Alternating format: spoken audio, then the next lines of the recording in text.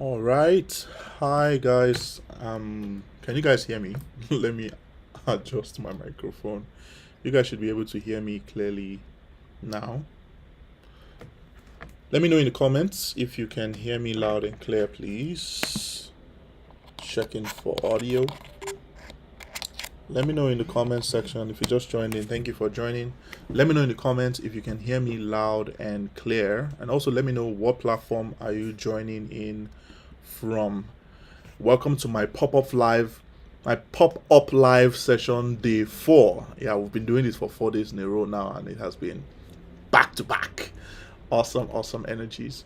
By the way, let me know in the comment section, where are you joining from? Yesterday we had people from Ghana, we had people from Cameroon, we had people from Uganda, we had a lot of my friends from Nigeria. So thank you guys for joining in. I see Toby Loba is here.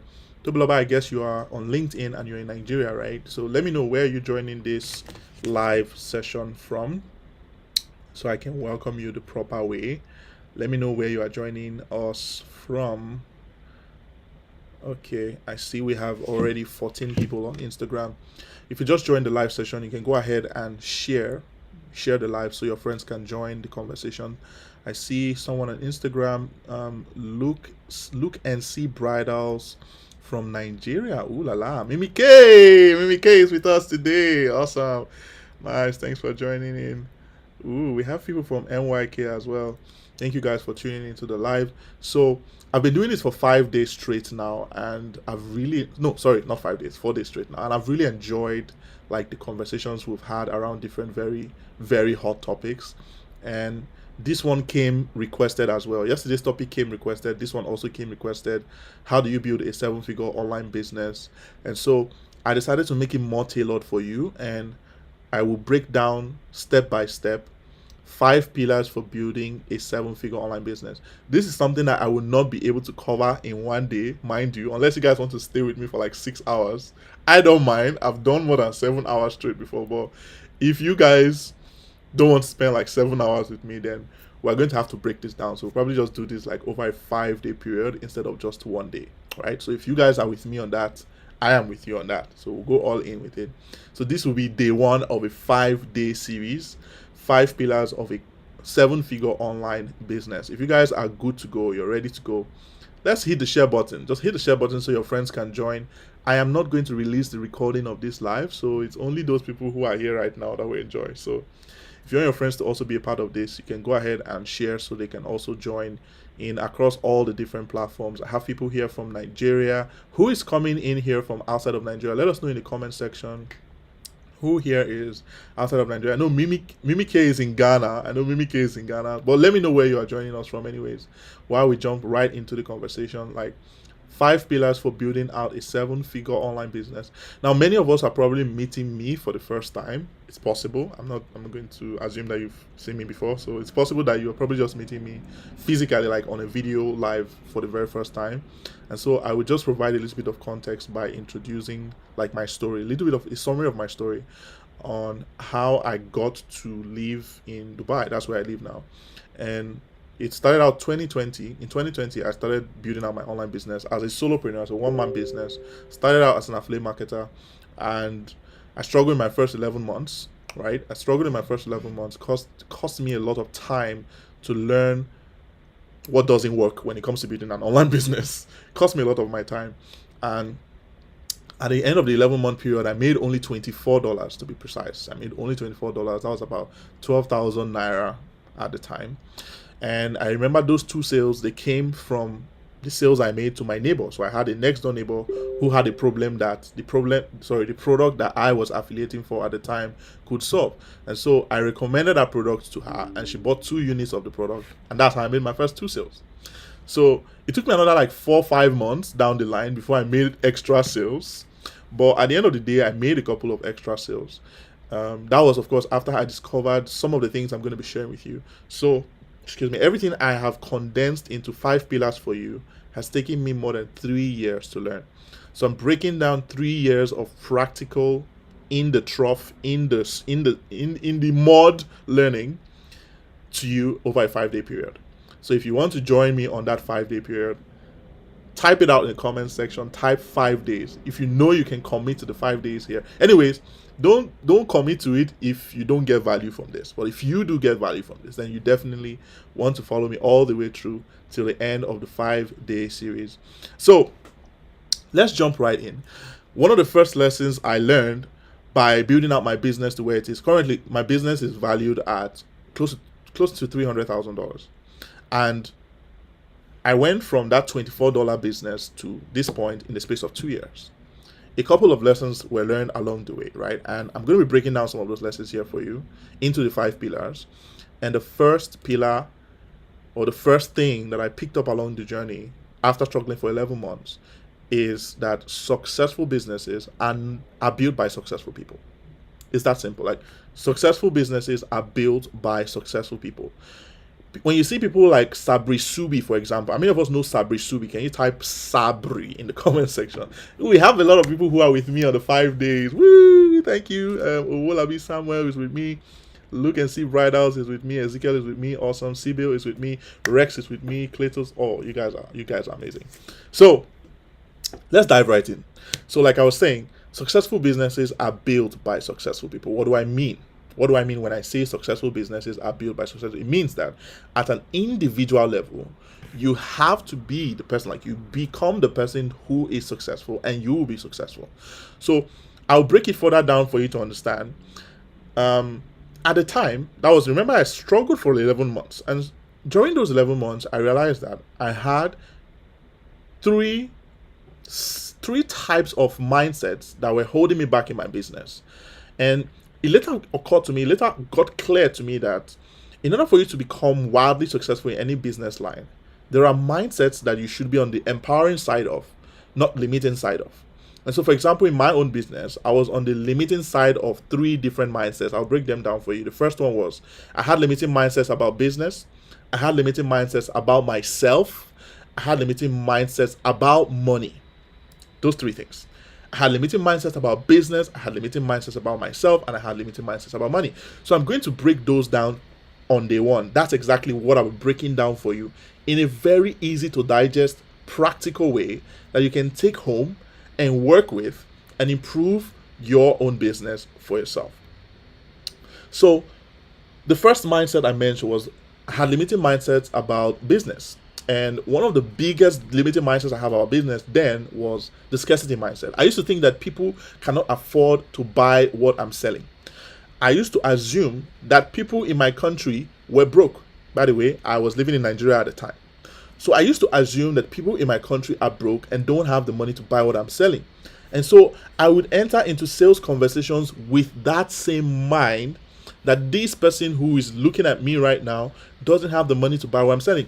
When I get into a sales conversation, I will get into a sales conversation with that same mind, that same story in my head, that the person I'm talking to right now doesn't have money to buy what I'm selling. It will affect the way I talk. It would affect the way I price, like how I give them the price. Have you ever seen, how many of you have had a sales conversation before with someone? You're trying to sell to someone, and by just entering into the conversation, you're already entering with the mind that this person might not be able to afford what I'm selling. So you are afraid to even mention the price. So like when you mention the price, like it's like the price fell out of your mouth. You're not confident about your price because you already expect that the person will not afford to buy what you're selling. So it puts at a disadvantage. It put me at a disadvantage. And so every time I get into, hi Eva, I can see you. Oh my God, thank you for joining. So how do you now begin to get into conversations in a way that doesn't put you in a limiting end? That was the question I had to ask myself. Because this was after I had been on over 200 sales calls. I had been on one-on-one calls with more than 200 people. And on those calls, I was always getting out with a no. How many of you have been rejected 200 times before? In your entire sales lifetime? Type 200 in the and I didn't share grace on my business. So type 200 in the comment section. I doubt that there's anybody who is here right now who has been rejected 200 times before. So I was already in that space where I had been on too many different conversations with people, and many of those people kept giving me the same exact response. Many of them were saying, I'm not interested. Some of them were saying, I'll get back to you. You know the popular I will get back to you. How many of you have experienced that before? I will get back to you. audio inputs. You guys should be able to hear me better now. So I got that a lot from people, and to be honest, it was discouraging. It was really, really discouraging. And so it prompted me to really take a look at what I was doing and ask myself, what exactly is it that I'm getting wrong with this? That's when I realized that I was manifesting too much of scarcity in my business, right? I was manifesting too much of the scarcity mindset. Everybody kept telling me, I'll get back to you. I'll get back to you. And that was simply because I was entering the conversations with that energy. I didn't know that energy is transferable. I never knew until later on that energy is transferable. Every energy is transferable, but positive and negative. It's all transferable. So if I come into this live session now with a bubbly, and by the way, I'm always bubbly, I'm always positive. There are people who have been following me for 3 years and have never seen me below a positive state. They've never. Some of them can bear witness in the comment section. And it's not because I have any superhuman strength. No. It's not because I'm not normal. I'm a normal human being. But there's just some understandings that allows me to manifest at higher frequencies all the time. That's just it. I'm going to give you guys some really practical things that you can use to start doing those things for yourself too. But I need to break down some of the limiting beliefs that you might have so that you can examine yourself and see if this is something that I want to move towards the positive side. This is something I want to move towards like the empowering side, right? Because there's nothing really special. There's no real secret. There's nothing really special about people who are able to come out every day and crush it in their niche. There's nothing really special about people who come out every day and they are killing it when it comes to getting results in their business. The only difference is some of them might have a more empowering belief about some of the same things that you are currently like having limiting beliefs about, you know? So again, one of those first things I thought was people cannot afford to buy what I'm selling. I also used to look in the same niche and I would say that the people who were successful in my niche were successful because they had one particular advantage that I don't have. I would look at people in my niche, they're successful, and I would try to downplay the authenticity of their success and say that it's because they have one advantage that I don't have. That's the reason why they're successful. That's exactly what I was doing. Every single time I come across a guy who has made 100K in a week, and you know what I would do? I'll tell you the reason why this guy is making 100K in a week is because, he has this advantage. And I now project myself as someone who doesn't have an advantage, as someone who has a disadvantage. Please, by the way, if you just joined the conversation and you feel like you're enjoying what you're hearing so far, now will be the time for you to share this live session. I am recording it, but I will not share the recording. So the only way your friends can be here right now is if you share and let them join live. So you can go ahead and share whatever platform you are on Instagram. You can share on Instagram, you can share on LinkedIn, share on YouTube, share on Facebook. Just make sure you share as many times as possible so your friends can join in while it is live, because this is a 5-day series. And anybody who misses day 1 might feel like they are missing out when they get to day 2. So you definitely want to share so that they can join in and follow us all through the 5-day series where we're going to be breaking down the 5 pillars for building a 7-figure online business. And I'm already breaking down the first one for you, and that is mindset. Right? The mindset. Mindset is the foundation for everything that you see as your reality in your business. Mindset is super important. Why? Because business is a spiritual game. Probably you've never heard it from that side of things before. Maybe you've not heard it from that angle before, but in reality, business is a spiritual game. The game is played with knowledge of psychology, it's played with knowledge of how to handle people and stuff like that, knowledge of communication, but it is at its core, foundation level, a spiritual game. And that's the reason why, if you have certain beliefs about certain things, then ultimately, no matter the best strategies you use, how many of us can bear me witness on this? You've bought a training, you've bought a course that helps you solve a particular problem. It has solved that problem for other people. But when it got to your turn, you used it and it didn't work for you. Type it out in the comment section. Type no results. Type no results. There are people here who have tried different courses. You've tried so many different strategies before, and it didn't work for you for some reason or the other. It didn't get you results. Why do you think that is the case? Is it that courses used to select the heads that they work for? In reality, is it that courses select the head that they work for? Absolutely not. Absolutely not. These courses are created with a mind that if you are a certain kind of person, like if you are at a certain point in your journey or you are a certain level of person, then it will work for you every single time, right? So, but it's easier for us to blame the course. It's easier for us to say something like, it's easier for us to say the course didn't work for me because it doesn't work for everyone. True, It doesn't work for everyone, but there's a reason why those things don't work for everyone. And those are some of the things that we're breaking down here, right? Again, mindset is the foundation for everything you see as a physical result in your business. If you have tried using a strategy before and it didn't work for you, but it worked for other people, it is very possible that the reason why it didn't work for you was because the spiritual aspect of things that is concerning your mind. I'm not talking about like voodoo and stuff like that. No, that's what I'm saying. I'm saying within your mind, because mind and mouth comes together in agreement and it becomes creation. This is a biblical principle. We are all co-creators with Christ. We are all creators. In fact, we have been given the ability to create because we are made in the image and likeness of God. And that is the reason why we can create anything we want. We can create the life you want from the inside out. Literally, create the life you want from the inside out. Because whatever you say, whether it's voiced out or thought, and you believe, becomes creation. And it becomes a self-fulfilling prophecy. That is the way this thing works. That's the way everything is built. I mean, think about it. Every building in the entire world today was once a thought, right? Mind and mouth came together in agreement. In this case, mind and hand came together in agreement. The person drew the building plan. The person then started making some calls, and that thought became a building.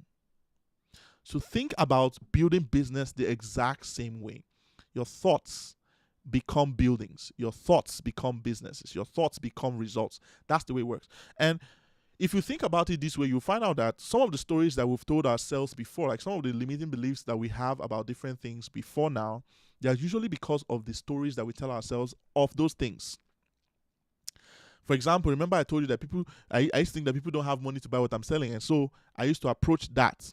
I used to approach my business with that same belief. I used to approach my conversations with that same belief, that people don't have enough money to buy what I'm selling. I used to think that my market was saturated, that customers are scarce. I used to think that customers are scarce. My market is saturated. Yada, yada, yada. You hear it every single day. Like, it's probably one of the biggest, most popular philosophies or statements that you hear in every niche. And it's not just peculiar to one niche. It is in every single niche. In every single niche, you find people who are going on and on about how the market is saturated. Every market is saturated. And that's simply because there is demand. Where there is demand, there will be a crowd. There will be a crowd of people who are looking to meet that demand. And there is nothing wrong with that. Right? There's nothing wrong with that. Hi, Dorothy. Welcome. So if you find yourself in an environment that seems to be saturated, that is a good thing. It's not a bad thing. It simply means that there is abundance. But there is a question of how do you tap into that abundance? Because the reality is 50% of the market share in every industry is enjoyed by less than 15% of that industry. But how do you become part of that 15%? How do you become the person who stands out from the crowd? How do you become the person who is not like one of the basic people, like at the lowest level? How do you go from newbie to solution? Right? So this is something huge that I discovered. And that is the fact that every industry, every niche, whether you're selling physical products or you're selling digital products, whatever it is that you are selling, everything you sell, regardless of what you sell, is saturated. If there's demand, then it's saturated. And if it's saturated, it's a good thing. It's not a bad thing. Because if and only if you will become good at what you do, if and only if you will become good at what you do, you will outperform more than 85% of your niche automatically. Because most people don't go to the extra mile, right? The extra mile is never crowded. Most people never go there. By becoming good at what you do, you automatically outperform more than 85% of that niche. By making the discoveries, I stopped comparing myself. I stopped comparing myself with everyone. I stopped comparing myself with people who were getting results in my niche. I stopped comparing myself with anybody. I stopped competing. The moment I made this discovery, I stopped competing with other people. And I started competing with my potential. I started competing with my ability. Every single day, my goal is the same. Since the last 3 years, every single day, my goal is the same. I want to become better today than I was yesterday. I'm going to spend 1 hour reading every day. I'm going to go to the gym for 1 hour every day. I'm going to train every day. I'm going to train my mind every day. I'm going to increase my knowledge every day. I'm going to increase my skill every day. I'm going to get so good at what I do that I'll become undeniable within my niche. That was a decision I made 3 years ago. And it wasn't because I was trying to make money. It was just for the sake of playing the game. The people who play to play the game are the ones who outlast the ones who play to win. There are some people who are only playing the game because they want to make some money. They want to make their next 1 million. They want to make their first million. They want to make their next million. They want to pay their bills. Some of them are in survival mode. So at that point, at that level, most people are not looking to go deep. People who are trying to survive are not looking to go deep. They are only looking to get money so that they can pay their bills. And it's easy to outperform such people. All you need to do is get good. All you need to do is decide to get good at what you do. That's it. By just deciding that you're going to get good at what you do, your focus shifts from how do I make money now to how do I get good at what I do? What do I need to learn in order for me to get the kind of results that I want? Who do I need to become in order for me to get the kind of results that I want? You now focus more on who you are becoming than what you are doing. Do you know that every day, because of the fact that I study every day and the fact that I commit my time towards learning new things every day and studying new things every day, it keeps me relevant in my niche. It keeps you relevant in your niche. By becoming so sold out towards your growth in mind, in knowledge, and in skill, those three things. There are people who are more sold out towards like strategies and tactics. There's nothing wrong in having the right strategy. Don't get me wrong. But the reality is, strategy is even less than 10%. It's less than 10% of what actually gets results on a larger scale. Mind is more than 80%. The rest is 20%. Right? So we're still talking about some business mindsets that might be limiting even you as well, because it limited me. So for example, I used to think that people cannot afford to buy what I'm selling, and so that put me in a limited place in my business. And so I was operating my business from a place of lack.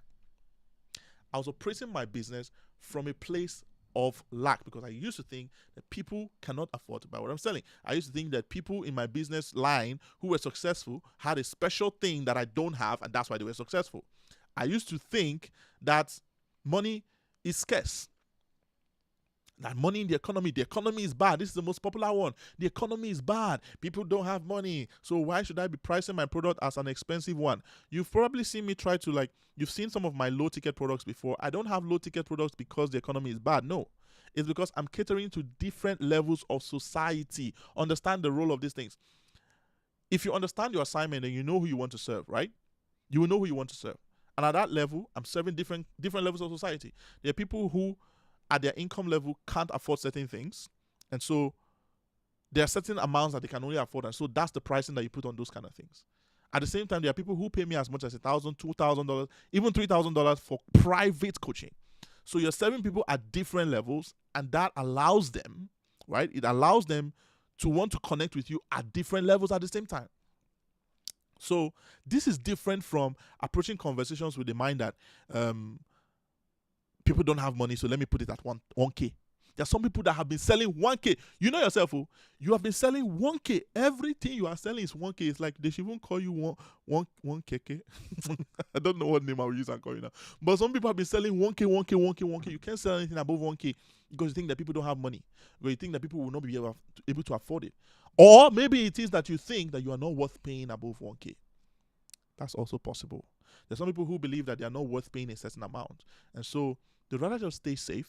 I mean, 1K is a safe amount. It's an impulse buy, right? Anybody can just impulsively spend 1K with you. So it's easier for you to just price it at 1K. But you need to make a mental shift, right? You need to make a mental shift from, I shouldn't be charging what the market can afford. I should be charging what I'm worth.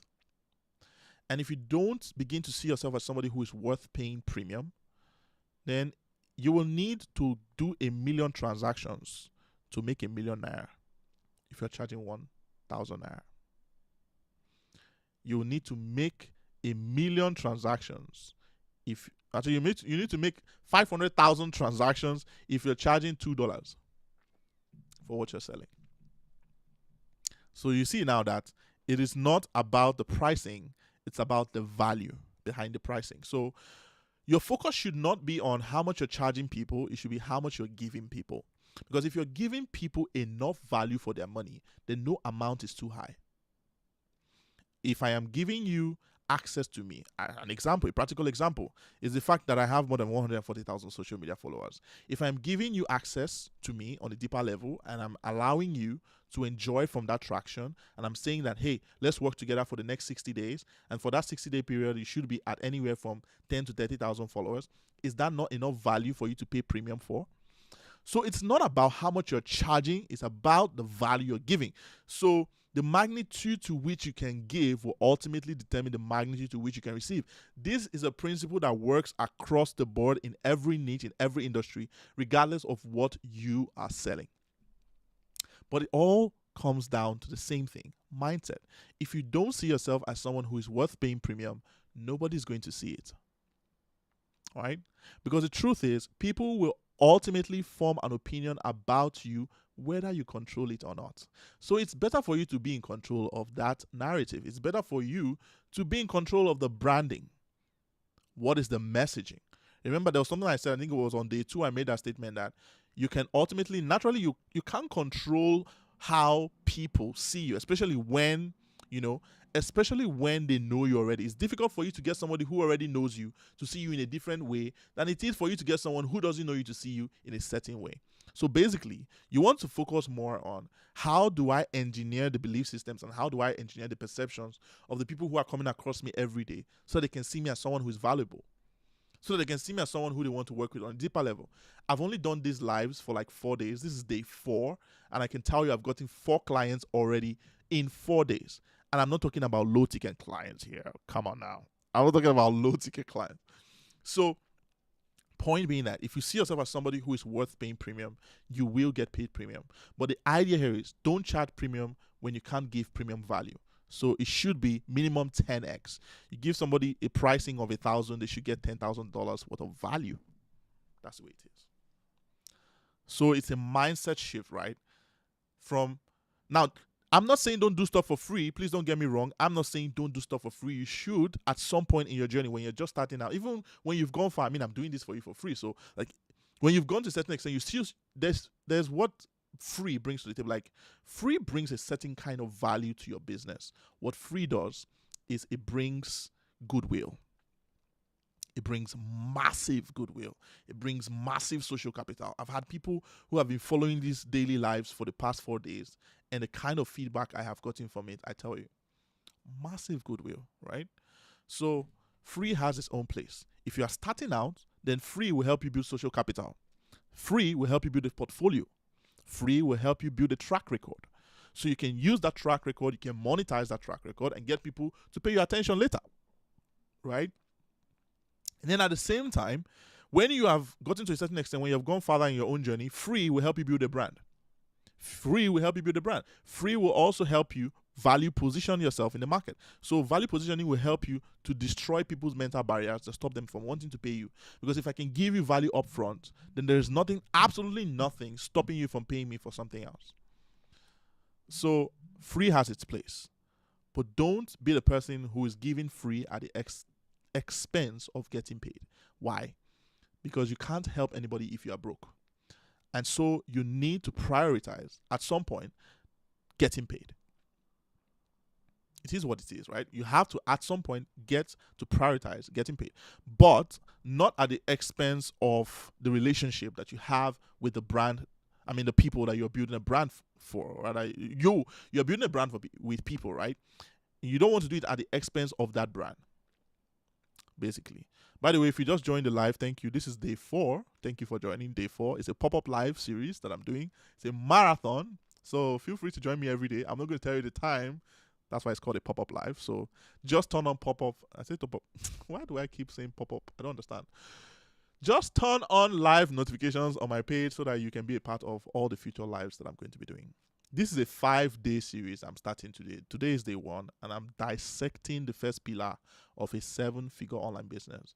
Of course, this is all practical things. This is all stuff that has worked for me. That's what I'm breaking down right here. And I've told you right now, and I've talked about the first pillar, that the first pillar for me is mindset, right? It's the foundation. It's mindset. And I broke that further down by saying that there were three specific mindsets, three specific categories of mindsets that I was doing that wasn't getting me that, or that I was manifesting that wasn't getting me the results that I wanted. And the first of those is mindsets about business. And I've told you one of them, the scarcity mindset. You cannot have abundance if you are manifesting scarcity because they contradict each other, right? If you're manifesting scarcity, then you will have more lack of health, lack of wealth, lack in your relationships. You won't be able to build healthy relationships. You won't be able to have the kind of money you want. You won't be able to have good health, right? Small mosquito will just bite you and malaria will just pop up from the I haven't fallen sick in the last 1 year. I'm telling you, I'm not taking a single drug. I'm not falling sick in the last 1 year. It's crazy. It's not that there are no mosquitoes here, by the way. There's mosquitoes everywhere in the world. Even in Dubai, there's mosquitoes. When I was in Nigeria the last time, plenty of mosquitoes bit me. So it's not even about whether there's mosquitoes or not. But it's more about how much, to what extent are you manifesting abundance in your business? To what extent are you manifesting abundance every single day? I'm going to help you guys to figure this thing out. Don't worry. Because some people are probably even thinking like, what exactly are you talking about manifesting abundance? How do you begin to manifest more abundance for yourself? I will show you how I do it. I'll show you. I will have something I will use and demonstrate here. This is what I'll use and demonstrate. Don't worry. So I'll show you how to do it. But in essence, you want to make sure that you are manifesting less of scarcity, because the scarcity you manifest every day will ultimately increase more and more lack in your business. It will increase more and more lack in your life. It will increase lack everywhere, even in results. Do you know that when you manifest scarcity as it concerns your results, for example, it has a negative effect on the results you get. So you don't get results every time you manifest scarcity in your business. I'll give you an example. Remember I told you that whenever people are getting results in my niche, I used to attack them. And I used to say, and this person is getting results only because the guy is, he has that advantage. He has followers. The reason why he's getting results is because he has followers. The reason why he's getting results is because people know him. The reason why he's getting results is because he's good at copywriting. The reason why he's getting results, the list goes on and on and on and on. I used to always have unlimited reasons why people were getting results. And that's why I wasn't getting results. So I was justifying my inability to get results by downplaying the authenticity of other people's results. Little did I know that you can never attract what you attack. You want a particular result. You can't get it if you attack it.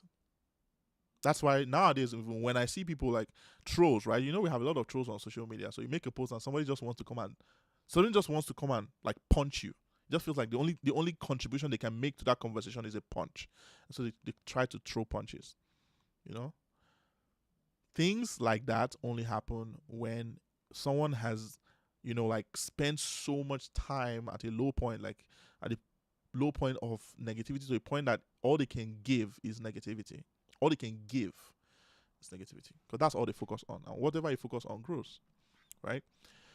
If you're enjoying this conversation, you can go ahead and share the live. Just go ahead and hit the share button so your friends can join in. I am giving you guys everything. I'm giving you the complete 5 pillars in the next 5 days. Today is day 1. I'm giving you pillar number 1 today. And we're breaking this whole thing down. If you're going to stay with me, then we'll definitely have a nice time. So you can go ahead and share so your friends can join in.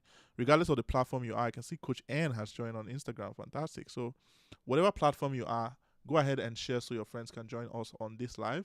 I'm doing this as a pop-up live series every day for the next God knows how long. So it's going to be a marathon for me.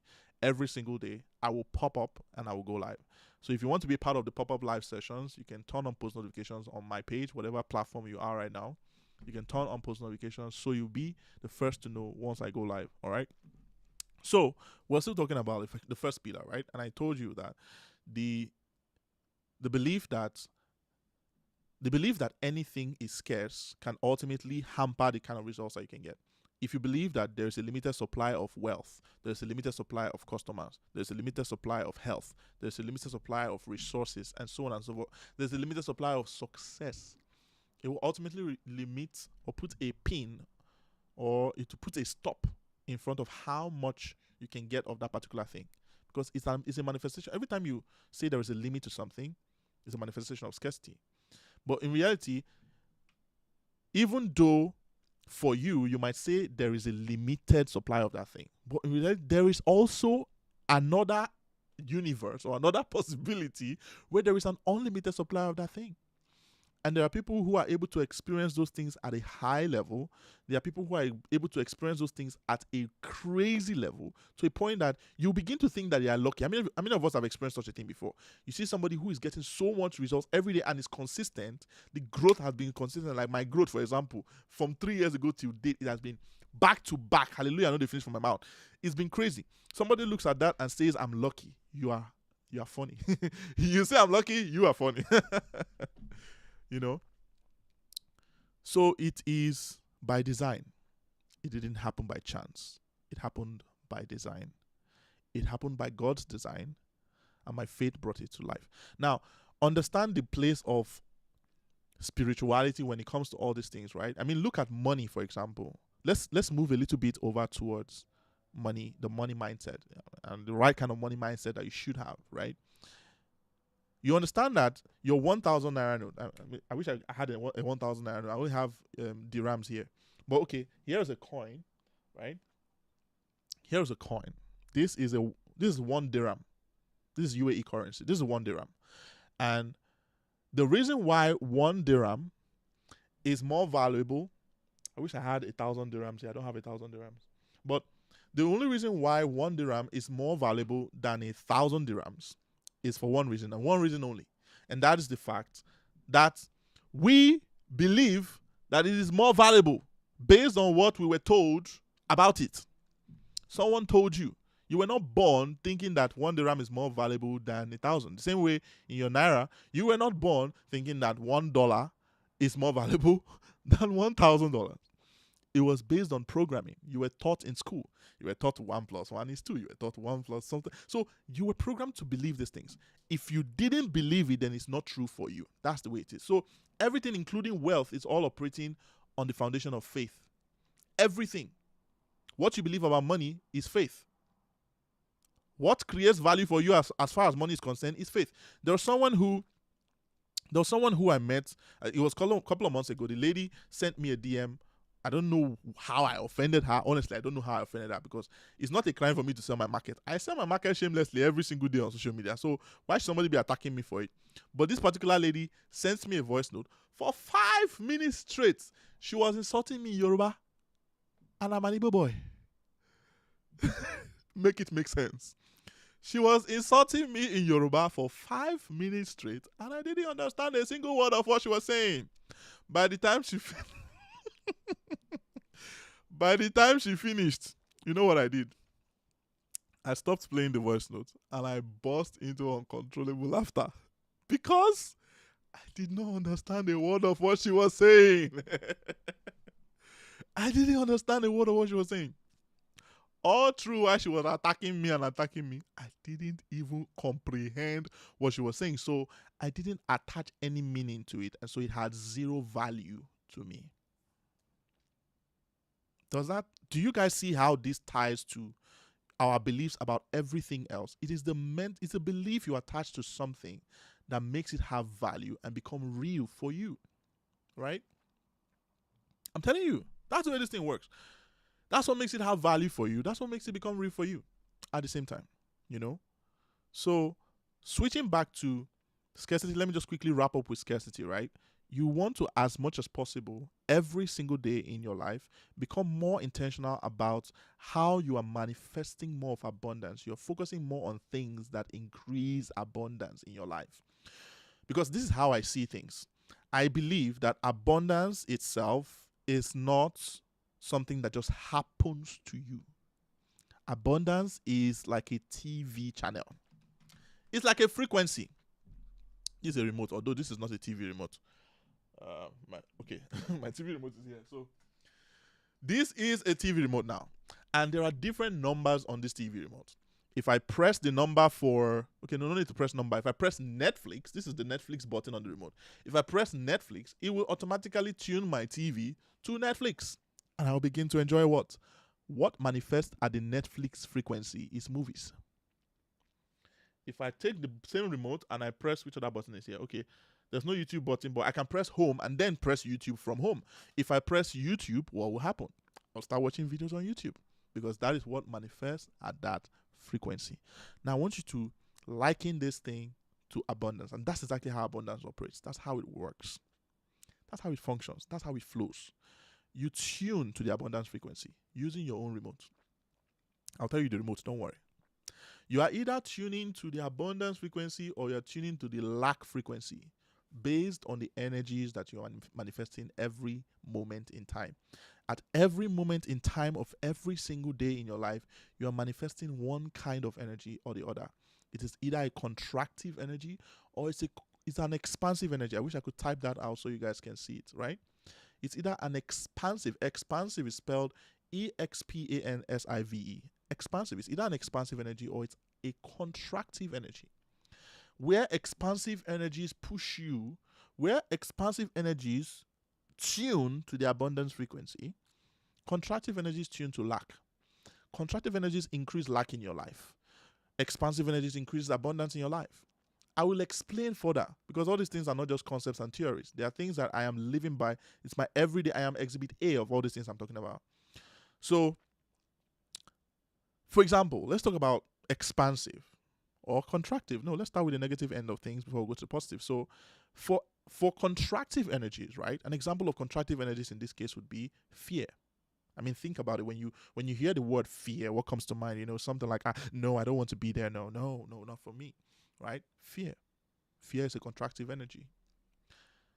Fear is a contractive energy. The same way shame is a contractive energy. So when you feel shame about something, it prevents you from acting on that thing. You know, most of the time, especially when it comes to business, you know, some people who feel shame about selling because they're afraid of what people will say about them.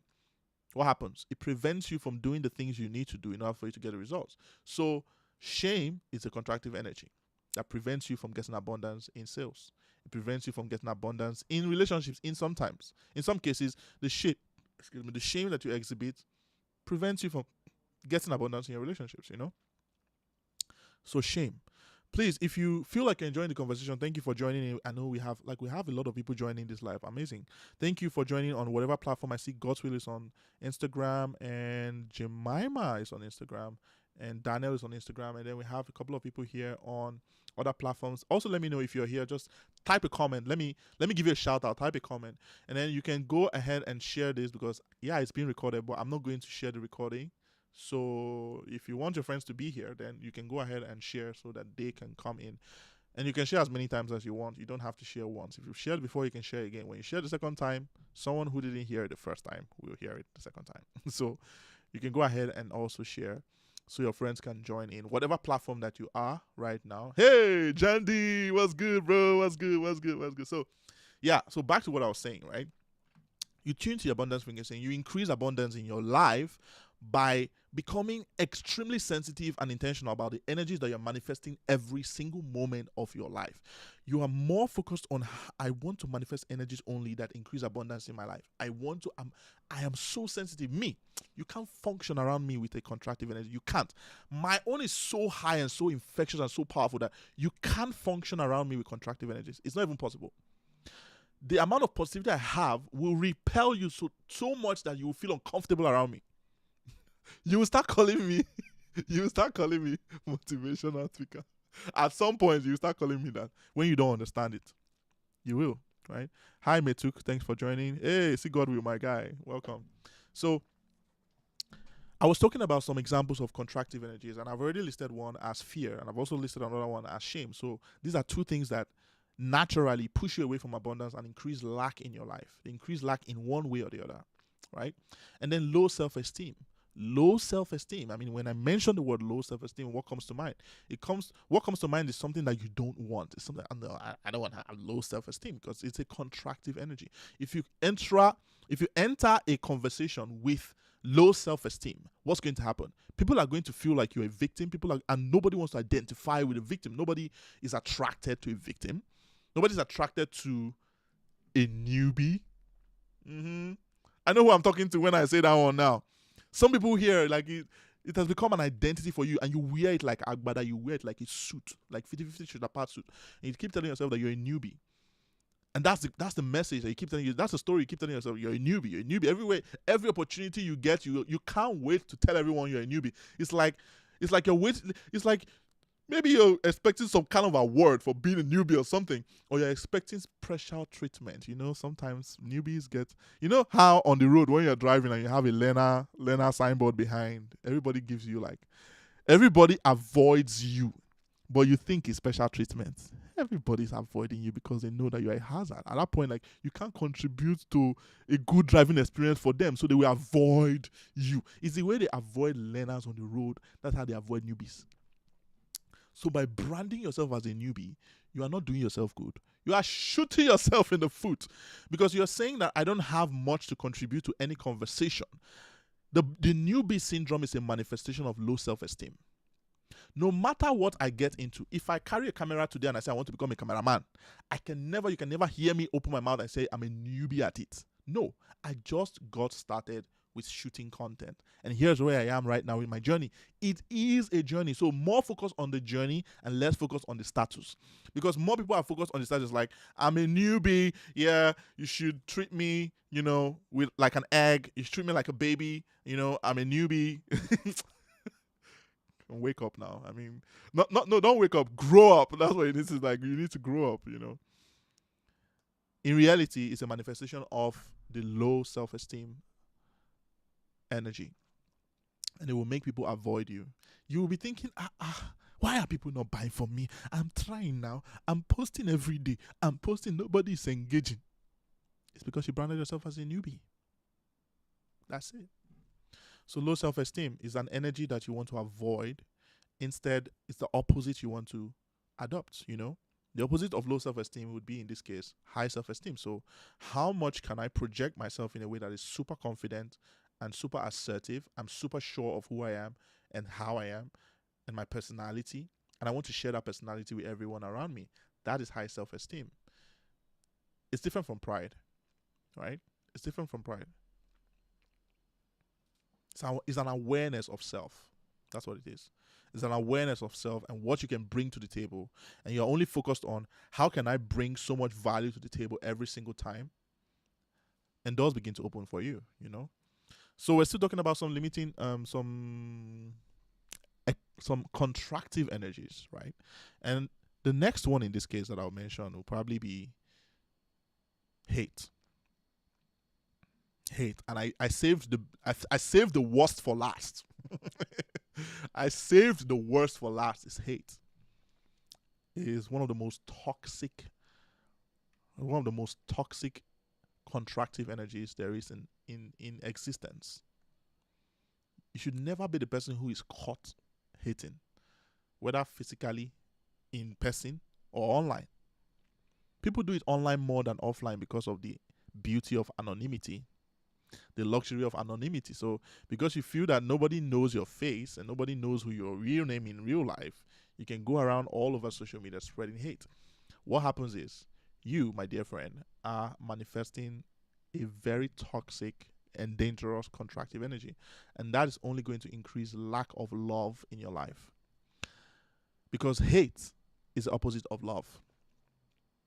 Where love is an expansive energy that increases abundance in your relationships, hate is a contractive energy that increases lack of love in your relationships. That's just the way it goes. That's the way it is. So those are a couple of examples of contractive energies. And now let's talk a little bit about expansive. So I've already told you indirectly some of the expansive energies that you want to be more focused on manifesting every single day and become very sensitive about these things. I'm telling you, this thing works. I didn't read this anywhere. Yeah, I might have learned them, but it's been experiential for me. Like every single day, this is my daily experiences. I'm just breaking it down for you to see. Especially because there are some people who have been trying to get like explanation in their mind, like, what did this guy they do? How is this guy doing it every day, sharing testimony every day for 3 years straight? He's sharing back to back. Hallelujah, no, they finish. I'm telling you, this is it. This is the foundation. So I've told you about contractive, right? I've told you about contractive. Now a couple of expansive energies. So give you examples so you can get context and know what you need to be more focused on, building on every day. Because I have built mine to the point now where it's reflex. It's a part of my being. It's a part of who I am now. So I'm no longer even sensitive about it because it's reflex. It's core of my being. So for you, One of the most powerful contractive energies is gratitude. Gratitude is one of the most powerful expansive energies. Why? Because it is a multiplier. Gratitude is a multiplier. If you apply gratitude in your relationships, you're going to be increasing whatever it is. See, anything you apply gratitude to amplifies. Try this thing. Oh, I wish somebody understands what I'm saying. Try this thing. Anything that you apply gratitude to multiplies. Try it. If somebody gives you money, apply gratitude. You'll see. If somebody even says good morning, by the way, if somebody says good morning, or maybe somebody says, no, not good morning, thank you. It's something I practice every day. It has become part of me. Somebody thanks me, I tell you thank you for thanking me.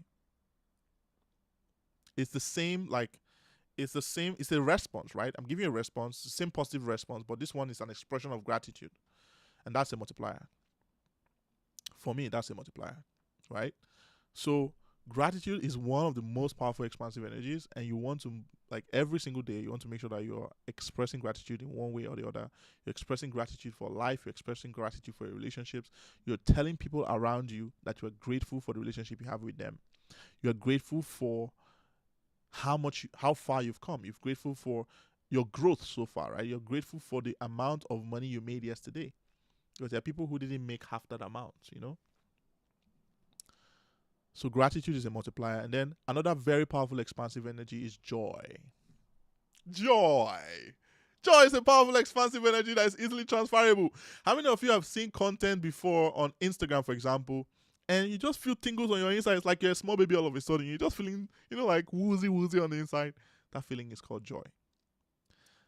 The ghetto kid from Uganda. Many of us know the ghetto kids from Uganda. Those kids are such an epitome of powerful joy energy that if you watch one, you don't even need to watch two of their videos. Only one of their videos, and it will infect you with joy. That's why their videos get millions of views. That's why their video gets thousands of comments. It's because of the amount of positive energy. It's the fact that they give so much expansive energy with their content. So naturally, they will experience more abundance, Now, this is like next level. What they are doing is next level. They are not just expressing or manifesting expansive energies here. They are transferring it. When you are able to transfer it, it gets a quantum effect. Like, it creates a quantum effect for you. The amount of results you're able to command with it is insane. It's insane. So joy is another very powerful expansive energy. Another expansive energy that you definitely want to make sure you're using every day in your life and in your business is love. It's love. Love is free to give. Kindness is also a very powerful expansive energy. And that comes from love, by the way. You can't be kind if you have no love. You will only be kind to people when you have love. When you express love, right? Love is a very powerful expansive energy that increases abundance in your relationships. If you check it, you find out that love is a powerful expansive energy that increases abundance in your relationships.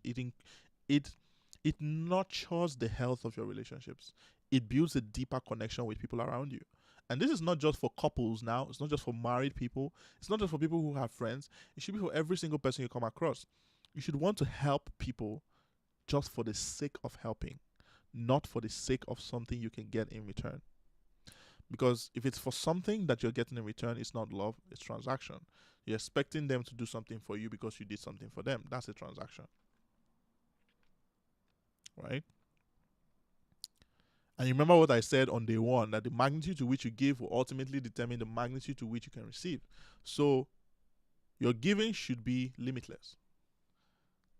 Giving is a form of love as well. You can only give somebody something good if you have love in your heart. So love is a very powerful expansive energy that increases abundance in your relationship. And then empathy. Empathy is also a very powerful expansive energy that allows you to put yourself in other people's shoes. You're able to feel what they feel, and you're able to see what they see. If you can feel what someone feels and you can see what they see, you will be able to understand intentions. Because there are some times when someone does something and all you see is action and you make conclusions based on that action. But with empathy, you can look within and you will see intentions. Now, intentions will help you to see something that most people don't see. All these things are very deep. Intentions will help you to see what most people don't see. And most people don't even look below the surface level. By default, everyone's only focused on the action, the action, the action, the action, the action. And nobody is looking at intention. Nobody's looking at, like, what's the story behind this? Right? Sometimes when you hear people's stories, man, when you hear people's stories, it's insane. I know someone who has gone so far down the route of depression, and it's a real story, by the way. She's gone so far down the route of depression that it's almost impossible. Like it felt like it was almost impossible to help her come out of that part. Like it felt like it was almost impossible to help her move above depression. Because depression is a low place. Like it's a low place. I helped her understand something, that it's valid. Like everything, all her experiences, all the negative experiences she has had in the past. She was abused growing up, she was abused by her parents, she was abused emotionally, she was abused physically, and that put a huge strain on her mentally. And so now when she gets into conversations with people, like when she's trying to build a conversation with someone, she's already expecting that person is going to want something from her. She's a fine girl. So, and you know how it is now with such people. They get a lot of advances from guys and stuff like that. So she would always enter conversations with that mind that this person. So she was never looking to connect deeply with people because she felt like people were out to abuse. It was a transfer of the experience she had before. And it caused her to get to the lowest of the lowest points. She was feeling depressed. At most times she was feeling depressed. She was feeling like nothing good could happen for her. She was feeling, so you name it. She felt like she didn't deserve help. She felt like she didn't deserve good things, and any good thing that comes for her cannot stay because it's not for her. The kind of person that she is below average. That's what she believes. That the kind of person she is below average. And so only below average things she will feel comfortable with. Anything that's above average, she feels uncomfortable with. And she makes jokes about those things. She makes jokes like, imagine somebody who gets 20 gigabytes of data and says, so I have 20 gigabytes of data like this and I can watch anything on YouTube. That's the kind of belief systems that she had going on for her. And one of the things I told her was that depression is real, but at the same time, it's not as powerful as many people make it out to be. I have never been depressed myself, but that doesn't stop me from having a belief about things like depression. For example, I believe that depression itself is an outcome. That's what it is. It is an outcome. It's an outcome of a bad experience that turned into a bad day, that turned into a bad week, that turned into a bad month, and potentially God knows how long. Sometimes it turns into a bad year, turns into bad years. Ultimately, whatever it is that you focus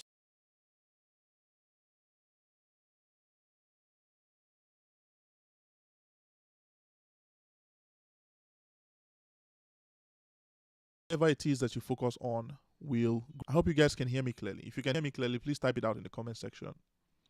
So in the same way, if you had a negative experience, something happened to you in the past and it was something that caused you to feel frustrated and depressed. Now, sometimes you can't control what happens, right?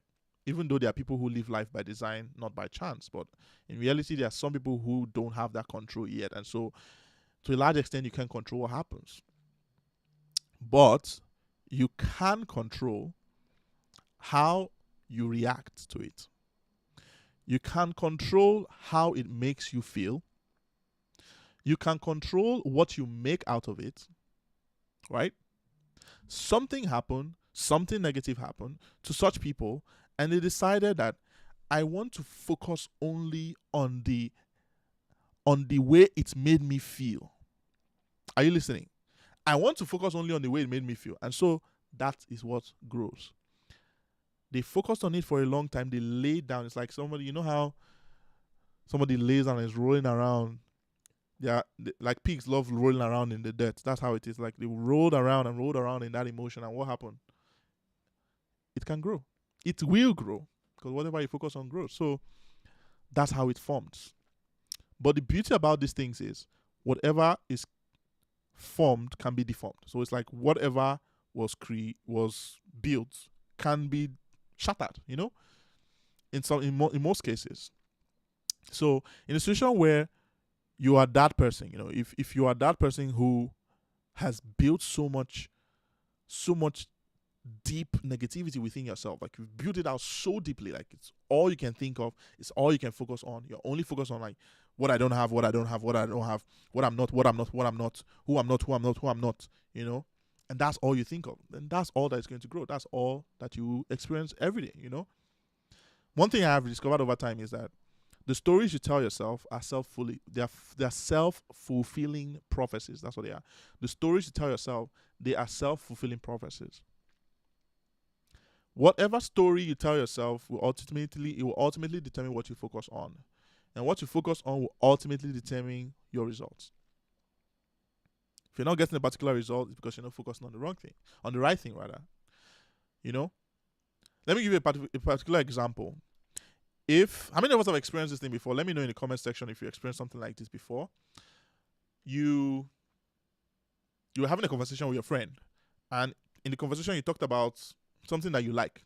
For example, maybe I told my friend, I love Lexus cars, by the way. So I tell my friend, I'm just thinking, I want to buy a Lexus car, and that's like my first car I'm going to try and buy and all of that. Because we're having that conversation about Lexus cars, you get on the street, right? And it's Dubai. I mean, there's cars everywhere, everything, and the cars are not small cars. Most of the cars are like luxury cars and stuff like that. So you now begin to see all the Lexus cars on the road. Before you had a conversation with your friend, you didn't see them, or rather, you didn't notice them. You were seeing them; they were passing you every single day. All the Lexus cars, they were all passing by you, right in front of you. They were passing in front of you, but you didn't notice any of them. You were seeing them, but you didn't notice them. Why? Because the stories you tell yourself creates a blind spot in your mind.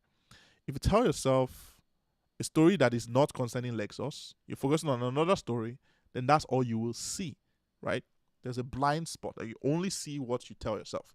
You only see what you tell yourself. So if that's all you tell yourself, then that's all you see. That's the way it goes. So in the same way, if you start telling yourself a story about, like, say, Lexus cars, for example. I love Lexus cars. You will begin to see more Lexus cars on the street. The same thing applies for your business as well. Same thing applies in life. If you tell yourself a certain story about someone, and this is something that is practical. If you have friends and all you see is their flaws, then that's all you will see. If you have friends and you say to yourself, this person is like this, that's why I don't like him, then that's all you will see. Every time the person does anything, you will interpret it from that same mindset. You will interpret it from that same mind that this person is like this, and that is why they are doing like this or like that. So change the stories, If you change the story, you change the focus. If you change the focus, you change the outcome. If you're not getting the kind of outcome you want right now, you need to change the story. Change the story you've been telling yourself about that thing. It could be that you've been telling yourself internally, you've been telling yourself that I don't think I have what it takes to get this result. You keep telling yourself stuff like that. It's a story, and what makes it dangerous? Stories itself, they have no power, but they only get power when you attach belief to it. So the moment you tell yourself something and then you attach your belief to it, it becomes a self-fulfilling prophecy, right? I mean, think about how God created the world, how the world was created, how God created the universe. He said, let there be light, and there was light. Why? Because he's the master of all creation, and he has the ability to make creation to manifest instantly. And that's exactly what happened. He said, let there be light, and there was light. That's how creation is manifested instantly. So you find out that most of, if not every single experience, every single life experience that we have ever had is some kind of fulfillment of prophecy or the other.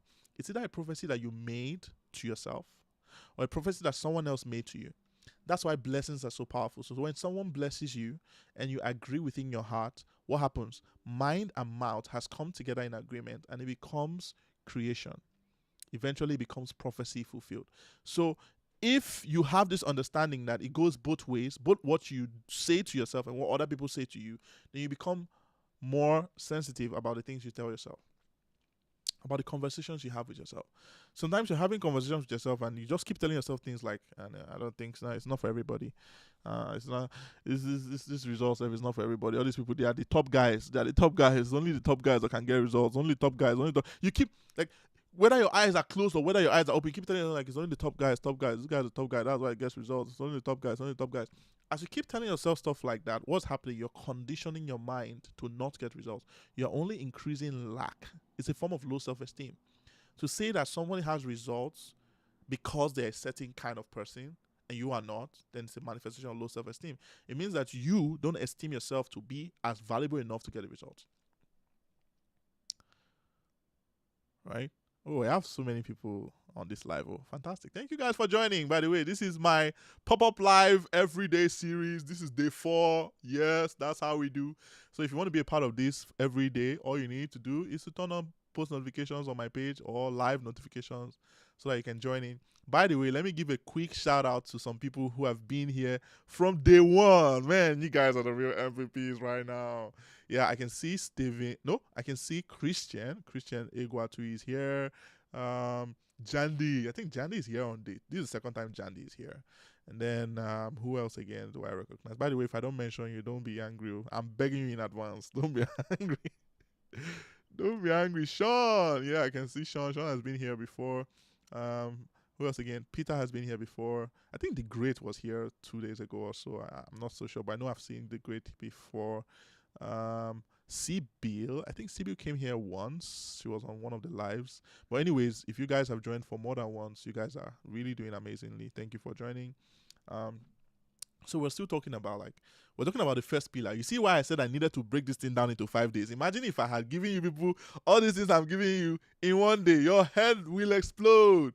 It's like me deciding to dissect. It's like me deciding to dissect 3 years into one day. You will blow up. You will just blow up. So, anyways. Oh, okay. I can see Stanley. Yes, Stanley. I know Stanley has joined at least once or twice since this live series started. But anyways, let's continue. I hope you guys are gaining value so far. If you are, you can type value in the comment section. Let me be sure that I'm not just rambling and ranting all over the place. Let me know in the comments, are you gaining anything out of this? Let me know in the comments. Okay, so let's quickly go over to the next thing.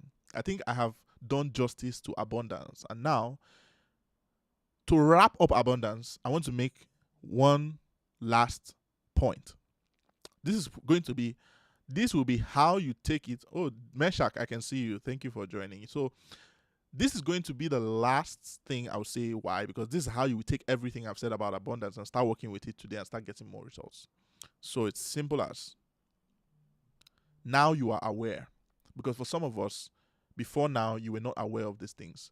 But now you are aware. By the way, if you're enjoying this conversation, please share the live so your friends can join and also enjoy with you. So go and share. You can tag a friend. Tag a friend in the comments if you can.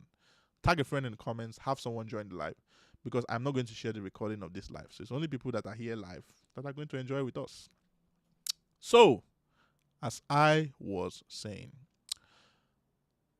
the last thing I want to say about abundance is how you're going to take all of this home and start getting results with it today. Not tomorrow, I mean today. Because now, to a very great extent, you are aware. And so you are now aware of what kind of energy do you want to be manifesting every single day so you can get the results that you want every single day. That's the first step. Awareness is not enough. You now have awareness. Next step is sensitivity. Sensitivity in the moment, because you will face the same scenarios tomorrow morning. Probably even before tomorrow morning, this night, you will face the same scenarios where normally you would have manifested a contractive energy, like fear or doubt or or shame, like the other ones I mentioned, hate as well, or strife. and stuff like that. You will face the same scenarios, and when you do, you should make a conscious decision here. It has to be here that when you face that moment, when that moment comes, you will be sensitive in the moment, and you will express or you will manifest any of the expansive energies that I've told you about today instead of the contractive energy. Who here is going to do just that? Type expansive in the comment section. How many of us are going to do exactly that starting from this moment in time? Not tomorrow, not next tomorrow, because I didn't just come here to feed you with good information and you don't do anything with it. Information is not power. I have not given you power. I have given you potential power. What you do with it is the power that will help you get results. So how many of us here right now will use these things every single day? Type it out in the comments. Type expansive. Ifedij has typed expansive. Fantastic. Stanrich has typed expansive. Idris says expansive. Peter says expansive. Chimezie says expansive. Bobby says expansive. Awesome. Fantastic. You're going to see more abundance in your wealth, in health, in your relationships. These things I am telling you are the foundations for every result you see physically. That's why I said that the biggest needles in your business are moved by things that you don't even see physically. That's why business is a spiritual game. You can't see your mind, can you? You can't see your mind. You can't see what's going on in your mind. You can see what's going on in your spirit. But those are the things that control what happens in your reality. Those are the things that control what happens in your business. You know? So becoming very fully aware and then becoming sensitive, it changes the action in the moment. So because you have made a decision now and you're going to be sensitive in the moment, then it's going to change the action in the moment. So when you have changed the action in the moment for a long period of time, it becomes a habit. So when you have formed a habit, it's second nature to you. I'm at that point now where it's a habit to me. You can't get me down. Like there's hardly any. I have had so many scenarios where people were baffled. Like I've had scenarios where people would break down and start crying. When I was in Nigeria the last time, I've never said this in public before, but when I was in Nigeria the last time, I was arrested by the police. I want to give you a perfect example of what I'm talking about. I was arrested by the police and I was detained for almost half a day. And while I was behind the police counter, I was still smiling. While I was behind the police, it was my first time in all my 30 years on earth that I was getting into a police station. I mean, getting into a police station, not even getting arrested. I mean, getting into a police station compound. And I was behind the counter. Now, there's no need for me to go deep on what happened, but in summary of what happened, it was a tussle of power kind of thing. And so somebody was trying to show that he has muscle in Abuja. That's exactly what happened. And that's what landed me in that situation. Now, somebody goes through that kind of situation and becomes consumed. I mean, on average, most people who go through that kind of situation would have become consumed with hatred and anger and strife and an uncontrollable desire to get revenge. And I could have. You wouldn't have. I could have done that. I could have brought these guys down. Literally brought them down to a point where nobody will ever visit their hotel anymore. Because it's actually a hotel. I could have brought them down to a point where nobody would have ever visited their hotel. I could have started a Twitter space series, and my Twitter spaces get up to 5,000 listeners every single week. I could have started a Twitter space series, and I would have but I didn't do any of those things. Why? Can anybody tell me why? It is the ultimate. See, strength is not in what you do, it is in what you control. Control is the ultimate expression of strength. A man who has the ability to punch you senseless, I mean, knock you out, and chooses not to, has more strength than even the punch that he would have given to you. It takes strength to limit yourself and hold yourself back from doing certain things. I'm telling you this thing. Like, all the people that I told about that experience, they were all saying the same thing. In fact, it's funny because like they were even more angry than me that the thing happened to. I was now even laughing at the point. I'm like, you should calm down. It's not that deep. Some people were more pissed about what happened to me than even me that the thing happened to. But I smiled and I said, there is no need to waste energy on that. There are better things to use energy to do. You know? There are better things to do with energy. All the time that I spent in that police station is time that I would have used to make money. I should now still spend more time and money trying to bring them down. Who has that energy? There's no need. For example, I'll give you a practical example now. That particular business was already on its way down. It's only a matter of time. Because the way the people were handling the place, the staff and everything, the way they were handling the place, it was already on its way down. They don't need my help. I don't need to speed it up. I don't need to speed up the going down process. They were already on their way there. So it's not my work. I have more important things to do. You know? So it's an ultimate expression of strength to express control. Right? That is one of the biggest things you will gain by starting to practice these things that we're talking about here. You will get control over your emotions. Because again, the reason why many of us react negatively to situations is because of the emotions we feel, is it not? So it's like every negative emotion should have a corresponding negative action. That's the way we are wired to think, the way the human brain.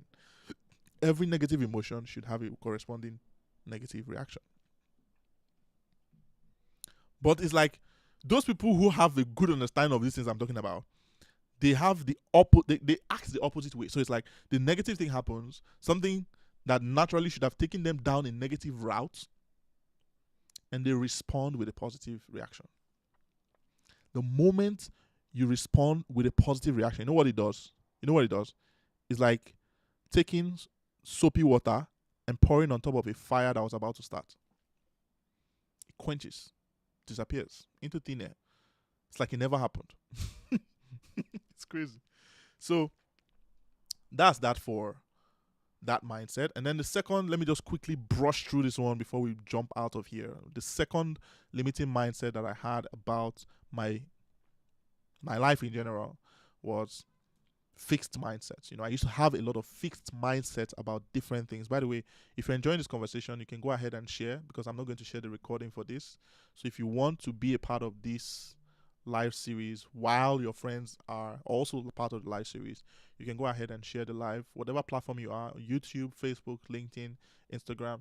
You can share so your friends can also join. You can share to their DMs. On Instagram, I think you can share to DMs. So you can share to DMs so your friends can join the live. It's going to be an awesome 5-day experience. So this is day 1, and I'm giving you guys the 5 pillars for building a 7-figure online business.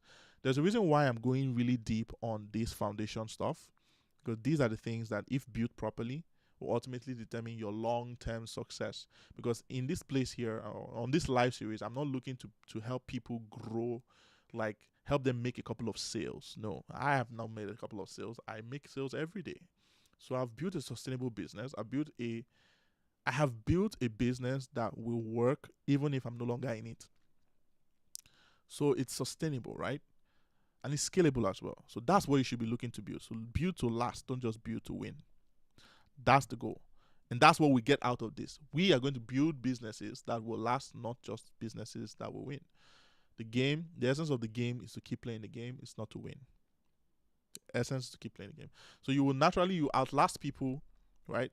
Naturally, you outlast people who are just playing to win over time. The focus is on, how do I become good, or how do I become good at what I do, and how do I become the best version of myself? Every single day I'm getting better at my craft. I'm getting good at what I do. Naturally, it's only a matter of time. You become the best in your niche. And everybody will want to be like you. I want to be like you when I grow up. That's what everybody will be saying to you. So it's like, you become that person by just focusing every single day on, how do I become better in mind, in knowledge, and in skill? How do I become better in mind, knowledge, and skill? So that becomes your core focus. And by making that your core focus over time, it's only a matter of time, right? So the second belief I used to have, second limiting thing I used to have then was, like fixed mindsets. I used to have fixed mindsets about, for example, some of the things that I was doing in my business, You know how every human being loves to have a reason. I call it reason. Like they have a reason for why they act the way they do and why they are the way they are. Right? For example, I used to tell myself that I don't know how to talk to people because I'm an introvert. I don't know how to sell because I'm an introvert. I don't know how to, which other one again? When I enter like a physical event kind of place, I don't feel like sharing things with them because, well, I'm an introvert. That was what I was always telling myself every single time. And you know what's interesting about this thing is, whenever you tell yourself something like that, it is true, but it's only true for you. Everything you tell yourself, whenever you tell yourself stuff like that, it is very true, but it's only true for you. So I realized that I had been putting myself on one spot by telling myself I was an introvert, and so because I was an introvert, there were certain experiences that I wasn't qualified for. For example, the act of speaking. It's a perfect example. Speaking to people. I mean, being on this live right now, if I was still in that same frame of mind where I used to think that I am an introvert, you will see me on this live. You won't catch me dead or alive on this live. Never. You can't even pay me to be on this live. At that point in my own journey, you can't. You can't pay me to be on this live. Because I will tell you, I say, me that is shy. I'm shy. I'm too shy. I'm shy because I'm an introvert. No. I will melt. If I go on the live, I will melt. You know?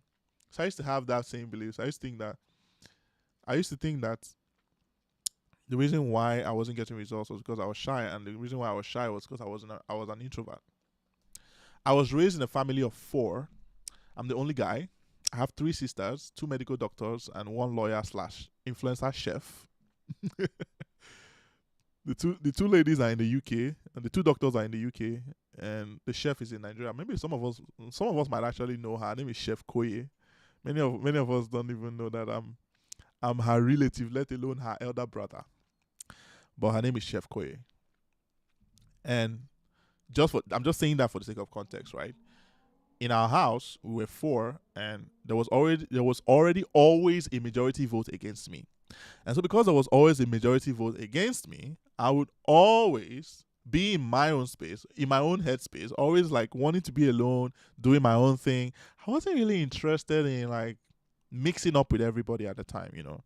I was more just focused on building out my own like space.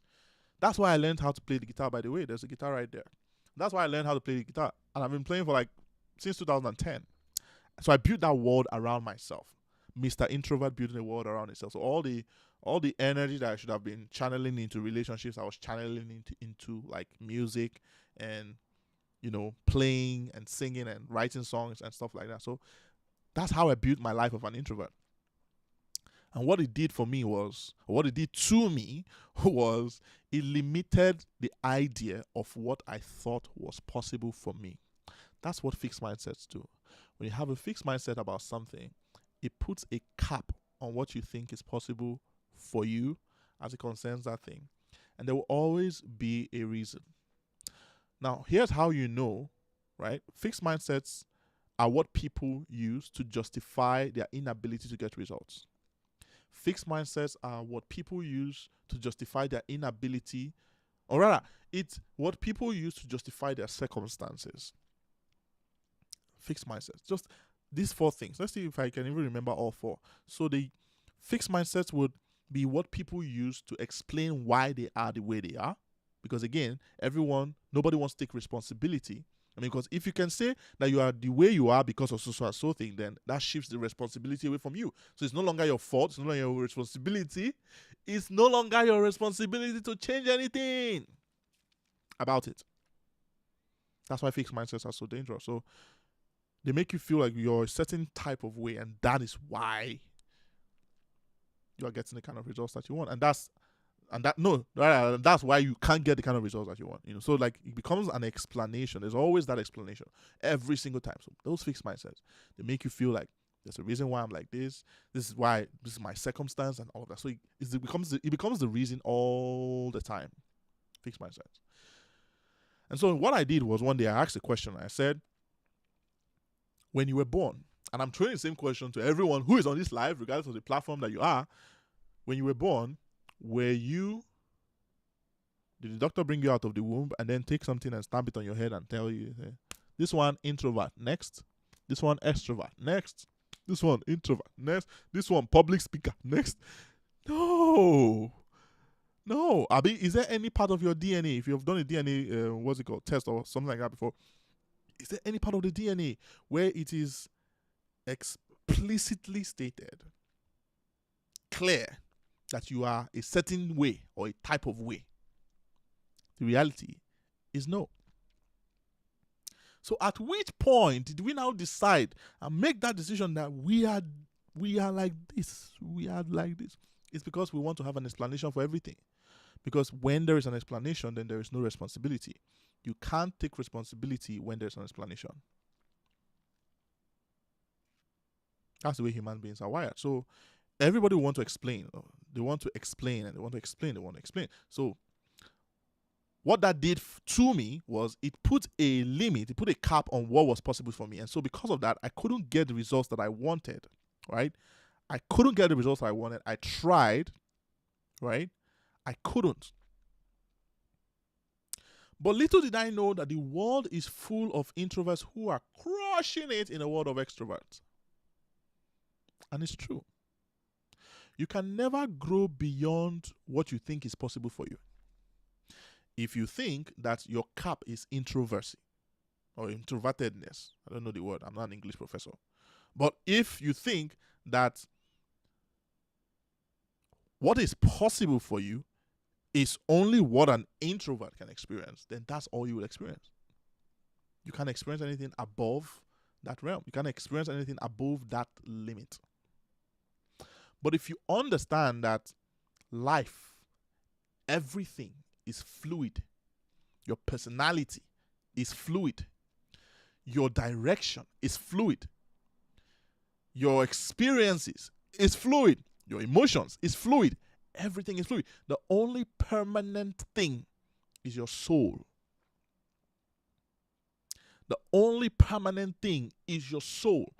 And I don't expect you to take this hook, line, and sinker, but this is a philosophy that has worked for me till today and it's still working. The only permanent thing is your soul. Everything else is fluid. Your personality is fluid. Your emotion is fluid. Your life experiences is fluid. Your direction is fluid. Everything fluid. You can be an introvert today and tomorrow you're enjoying the life of an extrovert. So don't put a cap on what is possible for you by explaining to yourself that you are a certain type of way and that is why you're not getting the kind of result that you want. You're just putting a cap on yourself. You're putting a roadblock. You're using your own hand to put a big roadblock in front of what is possible for you. For somebody who has a full understanding that there is no limit to what's possible for you, then of a truth, there's no limit. Because again, whatever you believe is true for you. Remember what I said about that. So whatever you believe is true for you. So there's no right and there's no wrong. There's only what you believe. That's what it is. There's only what you believe. So you choose to believe the right things and you will begin to see the right things. That's the way it goes. So whatever you choose to believe is true for you. The world is full of introverts who are crushing it in a world of extroverts. They don't have two heads. I had to ask myself, I am a follow-come introvert. Don't look at me like somebody who is a public speaker. I'm not a public speaker. If you knew me before now, I've seen some people who joined from who have known me from way back. You know what I'm talking about. Like by follow-come, I'm not an outspoken person. I'm a shy person. I'm not the guy who you will see standing close to someone who is a stranger introducing himself. That's not me. By default, that's not me. Normally, that's not me. But I started to expand my idea of what is possible for me. By expanding my idea of what's possible for me, I started to experience things that were beyond my introvertedness. I started experiencing things. And now, see, oh my God, whatever you focus on grows. Do you know that for the longest time, I was building out my brand. I've been building my brand for a while now. It's been like 2 years plus. When I started building out, it's been like 2 years plus. And I was building out in Nigerian space. And so everything I was experiencing was Nigerian. Everything. Like everything. Even when I moved to Dubai, for the first few months in Dubai, I was still in that mental space where I thought that everything I should experience should be Nigerian because everyone who knows me is Nigerian. Most people who follow me are Nigerian. My customers mostly are Nigerian. So that mind, I didn't expand beyond what was possible. Like in my mind, it wasn't a possibility to have the international community rallying around me until somebody say until until the day that I decided to expand what was possible in that department. I started making friends in the international space. I started connecting with people outside of Nigeria. I joined Twitter spaces that were not organized by Nigerians and I contributed on those spaces. That's how I met Janet Machoka, who is a big influencer in Kenya with almost 300,000 followers on Twitter. Twitter, by the way. And that's how I connected with some influencers in South Africa. That's how I connected with people like Greg, who hosted me recently on his podcast, who is based in the US. That's how I connected with people like Gary Henderson, who has built multiple businesses that are worth millions of dollars and is hosting me on his podcast very soon. We just connected today. So, what I'm trying to say is, you can never grow beyond what you think is possible for you. And what you think is possible for you will always be the limit to which you can grow. If you're the person who is only focused on, like, my focus is in Nigerian market, you only see Nigerians. That's all you will see. I can only see Nigerians. I can only sell to Nigerians. Nigerians are the only ones that want to buy from me. But now it has changed. Why? Because I have expanded my idea of what's possible. And so now I'm getting a lot of friends in the international space. I'm getting a lot of clients in the international space. In fact, 9 out of 10 of my private coaching clients are not even Nigerians. And the ones that are not living in Nigeria. So expand. Type the word expand in the comment section. Type expand. You need to expand. Expand your idea of what is possible for you. Look beyond. Don't look within. Look beyond. Right? So I'm going to stop here because if we continue, this conversation will last for 2 hours. And we have some people that have been here for over 1 hour, 30 minutes already. But before I end this live, I want to quickly give you guys the third one. Remember what I said, that there were 3 limiting beliefs I used to have about my business. And the third one is, I used to think that money cannot buy happiness. I had limiting beliefs about money, basically. So I used to think that money cannot buy happiness. I used to think that money cannot buy... I used to think that money is scarce, right? I used to think that money is scarce. It's limited in supply. It doesn't grow on trees, right? So that's the popular saying. Money doesn't grow on trees. So you have to, Yeah. And I also used to believe that I don't deserve to be wealthy. And this one was more spiritual for me than anything else, right? It was more spiritual for me than anything else. I used to think that I don't deserve to be wealthy. So this came from the spiritual background. Growing up, we're led to believe that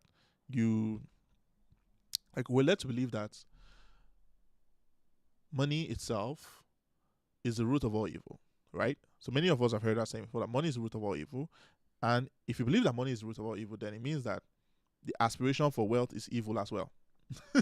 That's what I believed. That the aspiration for wealth is evil. Because they told me that money is the root of all evil. And you know what that cost? As a result of that, whenever I find myself in a situation where I could potentially earn some money, instead of me to take the action required to facilitate that transaction or to facilitate that money to come to me, I would sabotage myself. I would do everything except what I was supposed to do to make the money. I would do important things and forget the priority. It's called self-sabotage. That self-sabotage came as a result of the guilt of aspiration. That guilt of aspiration came as a result of my belief that money was the root of all evil. So because of that, I was always avoiding situations where I could potentially make money. It caused me to be self-sabotaging myself. I was stopping myself by myself every single time. Until the day I moved past it. How many of us have experienced something like that before? Type relate in the comment section. Type relate. So, you know what I did? I had to put pause. Like, I had to put pause on it. And I said, no, I am going to consciously change this thing. And I did. By changing the conversation I was having. Remember I said the stories. If you change the story, you change the focus. If you change the focus, you change the outcome. So I changed the story. And the new story that I started telling myself was, money cannot buy happiness, but it can buy options. I mean, right now, I am on this live with my MacBook. Many people cannot believe that I'm using my MacBook to do this live right now. But it's a MacBook I'm using to do this live, not a phone. This is the phone. And I'm also seeing myself on my screen. And I have a tab here where I have my points written down. Why? It's because there's options. I believe that poverty is the absence of options. Would you rather have options, or would you choose to not have options? Yeah, but it's true. The person who soaks gari, the person who soaks gari without sugar, is it because they don't like sugar most of the time? Or the one who soaks without granules, is it because they don't like granules? It's usually because there's no granite. There's the absence of options. That's what poverty is. Poverty is the absence of options. So if you were to choose between have options and not have options, which one would you choose? Because yes, it can buy happiness, no doubt, but it can buy you options. It can buy you choices. It can buy you 3 types of freedom. It can buy you the freedom of choice. It can buy you the freedom of time. Right? Is that not true? And it can buy you financial freedom. Freedom of cost. So you don't think that there's no limit on what you can afford when you have that mind that, yes, it cannot buy happiness, but it can buy me options. I'd rather have options than not. Right? So that was the first shift. So that was the first change, the first story I changed in my mind. And then for the second one, where that money that money doesn't grow on trees, right? There was a guy, let me tell you guys a very quick story. There was a day I went to Dera Market. So Dera Market is where most people go to buy stuff, because the stuff there, they're very affordable. So it's like for those of us who are in Nigeria, it's like Balogun, but international Balogun. Yeah, so I went to Dera to get some stuff, and when I got to Dera, I finished everything I was buying. When I finished buying everything, then I hopped into a cab. So the cab I entered was not normal Dubai taxi. So Dubai has normal Dubai taxi, RTA taxi. So, but I didn't see any RTA taxis around. So I just found one of these like normal cab guys, and it just so happened that the cab guy who took me up that day was a Nigerian, an Igbo guy, my brother from the East. So this guy takes me up, and while we are going, we're having conversations, and we're having a conversation about his line of work, like what he has been doing for a while. And he tells me that he has been doing the driving for more than 15 years, bro. He has been driving for more than 15 years in Dubai. And he asked me, he said, what line of work am I in? I said, I'm just in coaching and consulting. That's what I'm doing. And affiliate marketing is like a side hustle for me now. Although once upon a time it was a full-time hustle for me, but now it's just really more coaching and consulting. So he's like, okay. That he has never really believed. Listen. That he has never really believed that any money that you don't work hard, that you don't sweat to get, is legit. Because he knows what Nigerians are doing in Dubai. That if you don't work hard, if you don't sweat for it, if you don't toil for it, then it's not legit. I smiled and I told him, I said, is that so? So you really believe that the only money that you can make has to be like sweated for, so to speak? He said, yes. And I told him, I said, what if I told you that since 2019, even before then, but my journey online started in 2019. So since 2019, what if I told you that since that 2019 till now, I have been working from home? I've been working even till now. We're in 2023 now, and I'm still working from home. Right now, I'm talking to you from inside my house. This is my office. This is where I spend more than half of my day every day on this chair that I'm sitting down on right now. So I'm still working from home. So I told him, I said, well, what if I tell you that I've been working from home all this time? He said, It's like I'm not even telling him the truth about what I do. And I was smart. I said, no, this cannot be something that you believe, because it will put a limit on what is possible for you. You will only be looking for the hardest work. There is no nobility in poverty. And at the same time, there is no nobility in toiling. Hard work is important. You work hard, no matter, even soft work should be done hardly. You understand? Like, you should work hard with soft work. But don't be the person who is always saying that it must be something that causes you to sweat every single day. Otherwise, it is not a good way to earn a living. The people who don't break a sweat. I'll tell you something. I think I talked about this thing on day 2. I remember, I think it was on day 2 I talked about this thing. About the dimensions of implementation, right? The dimension of implementation basically means that for somebody who is only focused on doing a certain action, doing requires effort times time. So there's a limit to what you can do. If your focus is only on doing, there is a limit on it by default, because you have limited energy and you have limited time, so there is limited income. By the way, it is also affected by the amount of expertise that you have. So if you're not even an expert, then you won't even get results with that thing. So your energy times time equals 0 in such a case. He was stuck in that same space of implementation. He believed that the only way that he can make money is if he multiplies effort times time.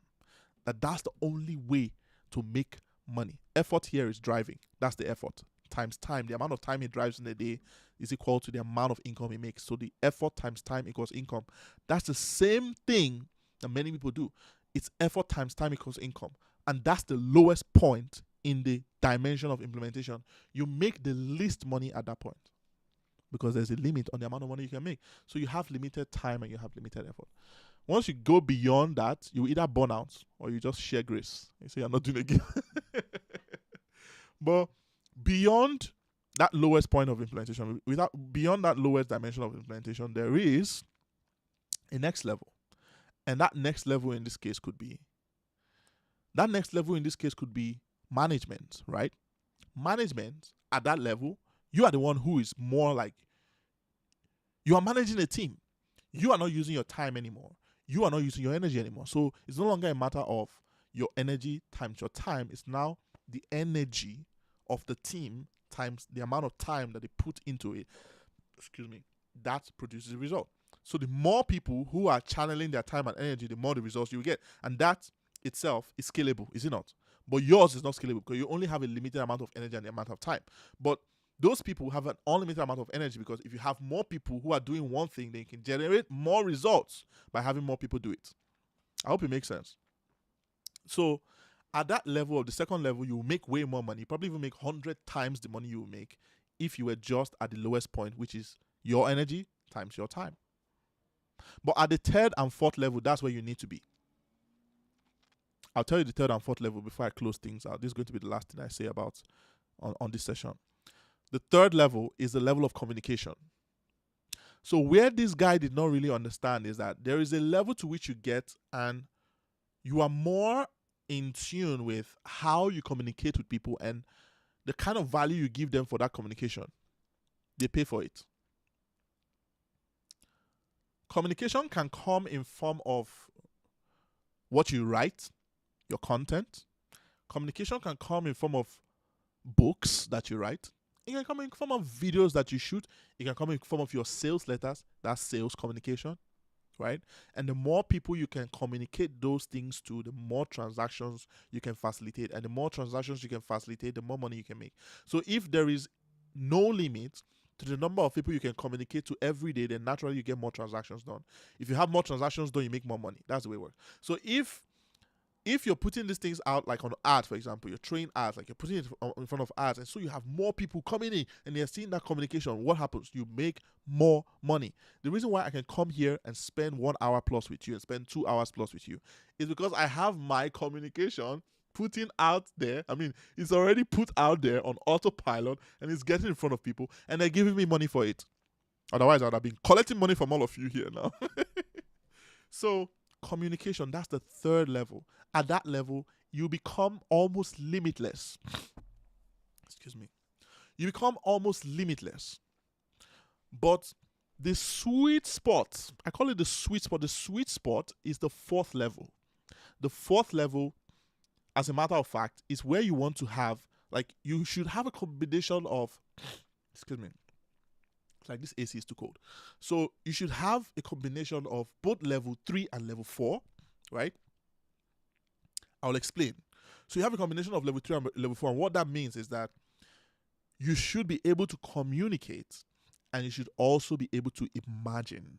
So your imagination plus your communication can create dimensions of wealth that are only unimaginable.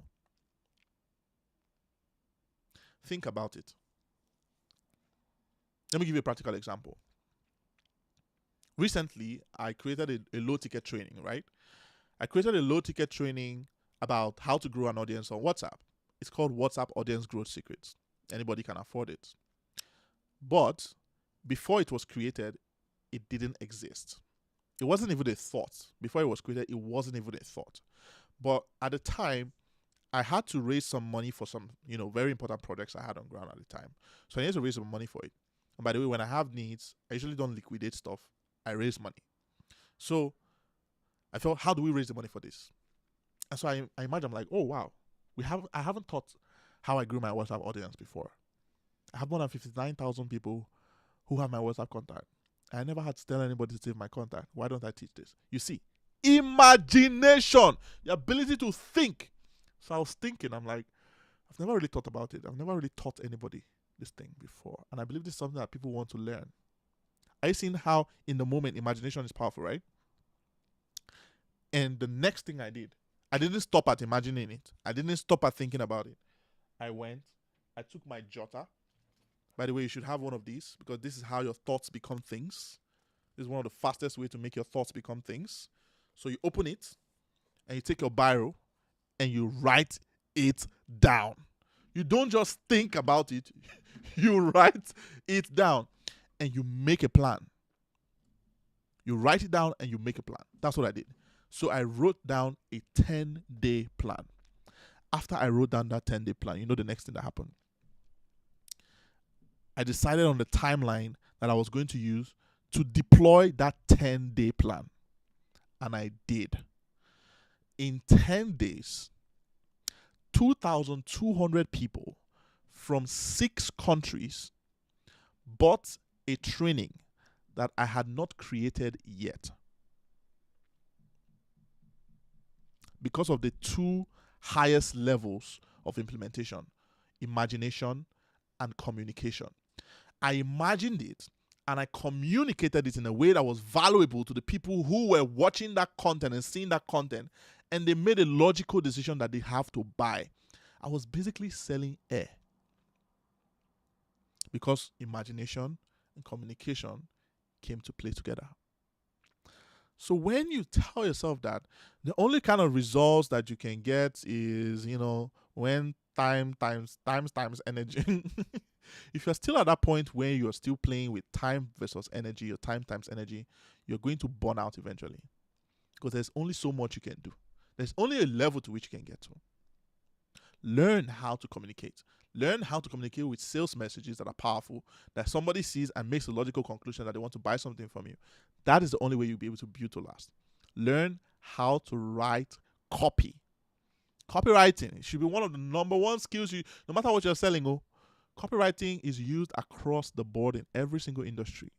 The ability to write messages or communicate with messages that makes people logically conclude that they want to buy something from you or that they want to work with you, right? These are super duper important things. Super duper important. Communication and imagination. Please write those two things down. They're very important. Some of us, we have a problem, and the first thing you see is like when you have an issue or you have a need or you have a financial need, your mind is like, who can I ask? Where can I get it? Who can I ask? Who can I ask? That's the first, like, what you should be looking for on the inside, you're looking for in someone else's bank account. Whereas these two things, imagination and communication, if you can understand how powerful those two things are, you become limitless. There's absolutely nothing you can't do at that point. Every building in this world, imagination plus communication. They imagined it, they communicated it on a piece of paper, they sent it to the architect, and it became reality. Imagination plus communication. At some point down the line, there was some element of time plus energy, but that's not your business. It's not your business because you're not the one who is doing time plus energy. Your job is to do imagination plus communication, because that's where the money is. That's where I'm going to wrap things up for this live, ladies and gentlemen. But before I jump out, I always like to do like giveaways and stuff like that, indirect giveaways. So if we have people here who are currently trying to grow on WhatsApp, any of us here, you're trying to grow an audience for yourself on WhatsApp. I already talked about it a little bit, but just to throw more light on it, if you are currently growing an audience for yourself on WhatsApp and you're doing WhatsApp marketing, you're selling stuff on WhatsApp as a vendor or affiliate marketer or an internet marketer, can you type the word WhatsApp in the comment section? Type WhatsApp. And also let me know, have you gained something from this day one? This is day one this is day one out of 5 fantastic live sessions that we're going to be having. So make sure you turn on post notifications on my page. If you haven't done so yet, turn on live notifications specifically so that you'll be the first to know when we go live. Tomorrow, we're going live again tomorrow. Tomorrow is, we're already in tomorrow here. It's almost 2 a.m. by the way. Okay, so we have a lot of people here who are on WhatsApp and who are doing business on WhatsApp. Fantastic. We have Sally's Collectibles, and we have Look and See Bridals also doing business on WhatsApp. Fantastic. So if you are currently doing some kind of business on WhatsApp, that training I talked about is still currently available, and I want to give it to you guys. And I'm also going to be giving you a step-by-step ChatGPT guide that will help you to like understand how to use ChatGPT in a way so that it doesn't look like you are driving a Lambo when you don't know how to drive. Many people, like they get in a Lamborghini and they don't know how to drive. They can't use it to do anything. Even if I put you in the expressway, you can't do it anything. You can't do anything with it. So you need to understand how to use ChatGPT, and that's what that guide is going to do for you. That guide itself has single-handedly made me more than $2,000. I'm going to give access to everyone here who's going to do what I'm about to say. And then you also get access to the training itself. So it's a step-by-step training that shows you how I grew my WhatsApp contact list from less than, how many?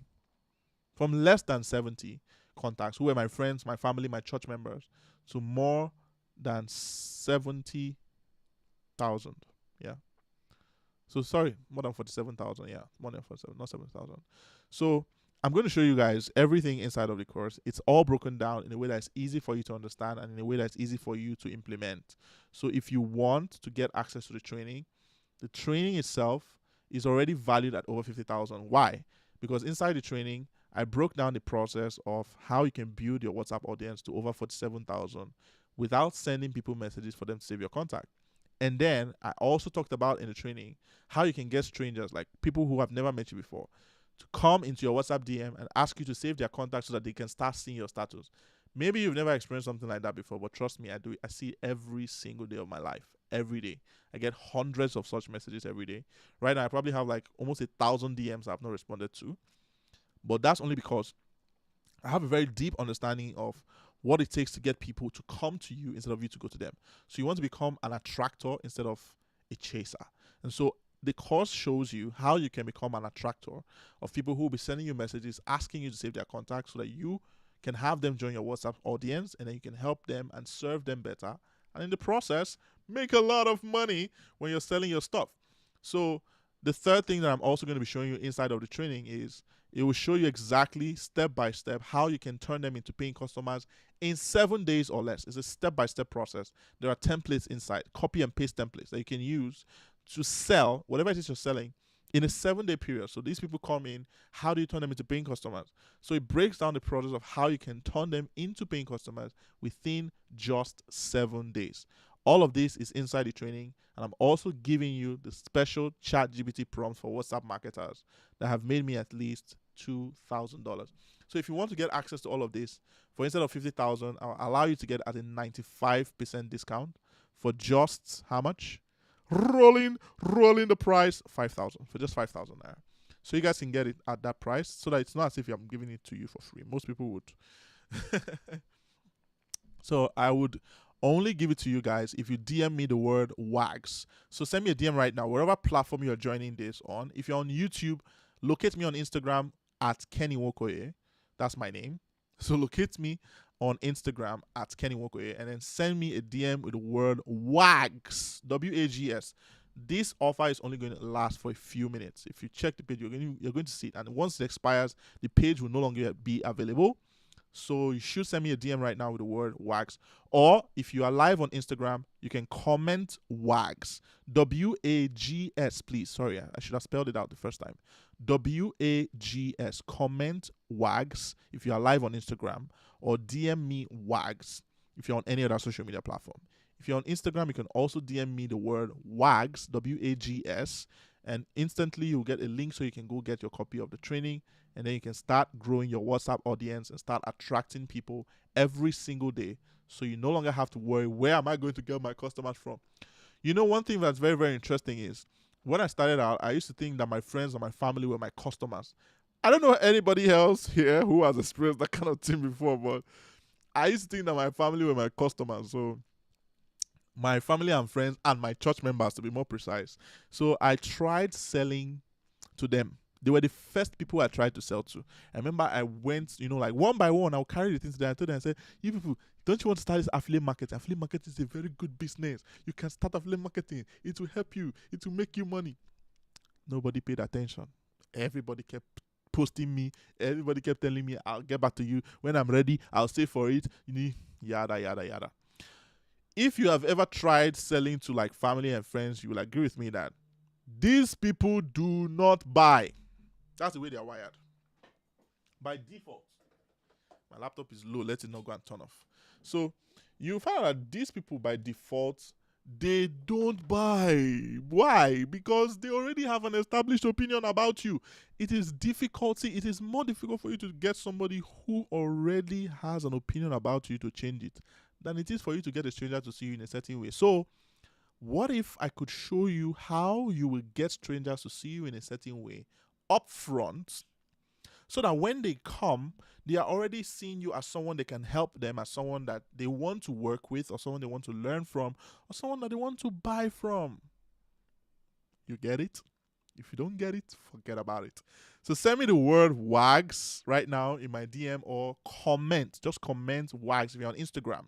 Only those on Instagram. If you're on Instagram, comment WAGS, WAGS, not WAGX. WAGS, S for snake, S for Simbi. So comment with the word WAGS, or send me a DM with the word WAGS, and automatically you get a response that will send you straight to the page. You will even notice that the timer is already counting down. It should have almost expired by now. So you should definitely get access to the training before it's too late. Once it expires, it will no longer be available. The page itself will no longer be available, and it will no longer be available at that current price.